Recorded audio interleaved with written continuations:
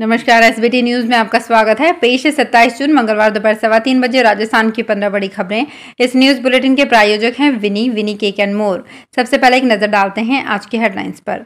PM Modi बोले, booth committee के कार्यकर्ता बीजेपी ही नहीं देश के संकल्पों की सिद्धि के भी मजबूत सिपाही। चीफ जस्टिस मसीह आज जोधपुर में यूथ एडवोकेट की ट्रेनिंग का किया इनॉग्रेशन। बाबा अमरनाथ के दर्शनों के लिए 451 यात्रियों का जत्था रवाना। 5 मंजिला इमारत में बना लिए 14 फ्लैट, ऊपरी 3 मंजिले सील।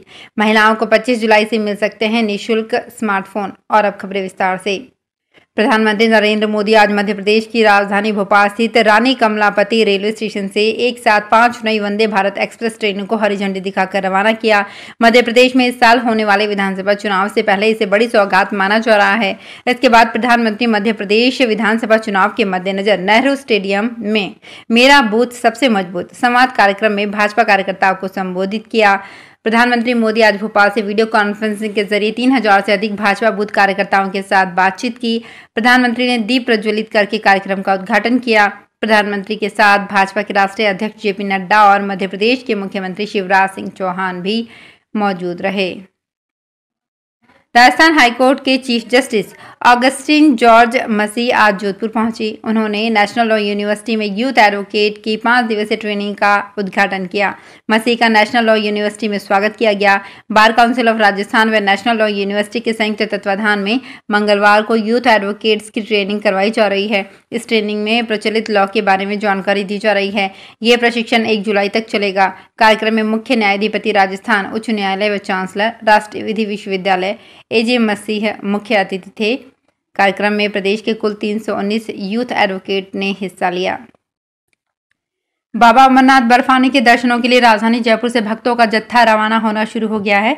सुबह मोती डूंगरी गणेश जी मंदिर के दर्शनों के साथ ही भक्त गणेश जी महाराज व अमरनाथ के जयकारों के बीच बसों से रवाना हुए।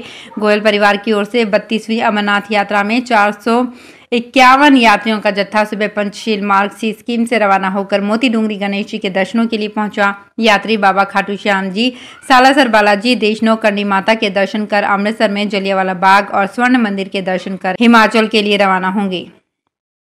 जेडीए प्रवर्तन दस्ते ने मंगलवार को सुबह जोन 7 में 5 मंजिला इमारत में बनाए गए 14 अवैध फ्लैट पर कार्यवाही की। जेडीए ने अनुमोदित आवासीय योजना वैशाली एलिगेंस में 299 वर्ग गज में बनी इमारत के नक्शे के विपरीत बने निर्माण पर कार्यवाही शुरू की। अप्रूव्ड नक्शे के विपरीत बनी 4, 5 व छठी मंजिलों को सील कर दिया गया, जबकि 3 मंजिलों के भी सेटबैक्स एरिया के अवैध निर्माण पर बुलडोजर से ध्वस्तीकरण की कार्यवाही शुरू की गई। राजस्थान की महिलाओं को सीएम अशोक गहलोत निःशुल्क स्मार्टफोन देंगे, जिसकी शुरुआत अब 25 जुलाई से हो सकती है। इस योजना में महिलाओं को निःशुल्क स्मार्टफोन के साथ 3 साल का इंटरनेट भी फ्री में मिलेगा।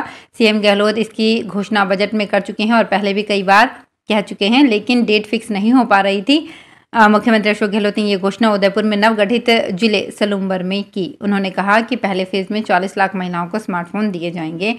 इसके बाद चरणबद्ध तरीके से सभी परिवारों को स्मार्टफोन दिए जाएंगे। आरएलपी सांसद हनुमान बेनीवाल ने धरना समाप्त कर दिया है। वे देर रात 3:30 बजे धरने से उठ गए। उन्होंने बीकानेर कलेक्ट्रेट के बाहर ही धरना लगा दिया था। रात भर चली समझौता वार्ता के बाद मांगों पर सहमति बनने के बाद सांसद ने धरना उठा लिया। राष्ट्रीय लोकतांत्रिक पार्टी सांसद हनुमान बेनीवाल ने इन दिनों प्रदेश में अवैध खनन माफियाओं के खिलाफ मोर्चा खोला हुआ है।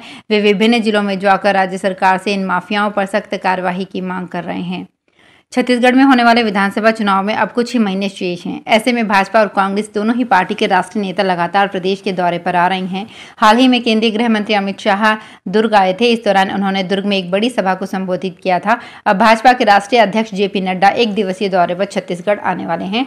नड्डा 1 दिवसीय दौरे पर 30 जून को छत्तीसगढ़ आएंगे। विधानसभा चुनाव में सियासी फायदे के लिए मुख्यमंत्री अशोक गहलोत ने भले ही 19 नए जिलों की घोषणा की हो, लेकिन इसके साथ ही विवाद भी सामने आ रहे हैं। दूदू को जिला बनाने की घोषणा के बाद आसपास के क्षेत्र के लोग इसमें शामिल होने को तैयार नहीं हैं।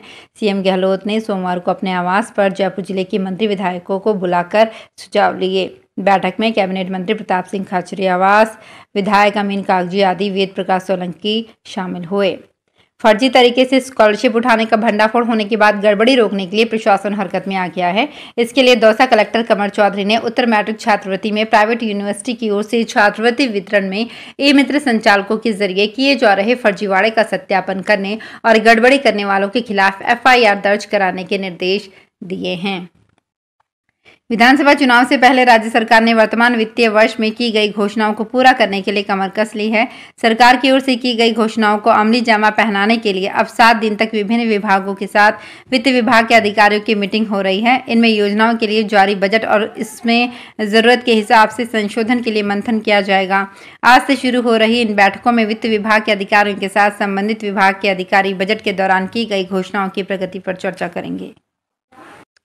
राजस्थान के मुख्यमंत्री अशोक गहलोत ने मंदिरों में SC, ST और OBC वर्ग के लोगों समेत 8 महिला पुजारियों की नियुक्ति कर चुनाव से पहले माहौल बना दिया है। सियासी जानकारों का कहना है कि चुनाव से पहले ये सब रणनीति का हिस्सा है। CM गहलोत SC, ST और OBC वर्ग को साधना चाहते हैं। विधानसभा चुनाव से पहले माहौल बनाने की कवायद हो गई है। राजनीतिक विश्लेषकों का कहना है कि ये माहौल बहुत मायने रखता है। बैठक में शामिल हुए सभी विधायक मंत्रियों ने एक सुर में कहा कि लोकसभा क्षेत्र के तर्ज पर ही जयपुर ग्रामीण और जयपुर शहर जिला बनाना चाहिए।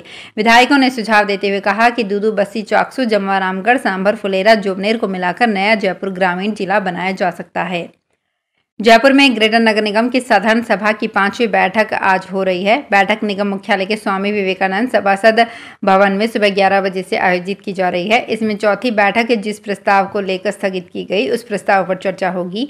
बैठक में विकास से जुड़े मुद्दों पर पार्षद अपनी बात रखेंगे। हालांकि वार्डों में अटके विकास कार्य को लेकर पार्षदों की नाराजगी बैठक में सामने आएगी। इससे बैठक हंगामेदार रहने के आसार हैं। राजस्थान में 2013 में पंचायती राज विभाग ने 19,000 पदों पर LDC की भर्ती निकाली थी, जो आज तक पूरी नहीं हुई है। एक तरफ सरकार घोषणाओं को समयबद्ध पूरा करने का दावा कर रही है, तो दूसरी तरफ 10 साल बीत जाने के बाद भी भर्ती प्रक्रिया को पूरा नहीं करने का आरोप युवा लगा रहे हैं। मामला 2013 में निकाली गई पंचायती राज LDC भर्ती का है। इसे लेकर झुंझुनू में प्रभावित युवाओं ने मुख्यमंत्री के नाम कलेक्टर को ज्ञापन दिया।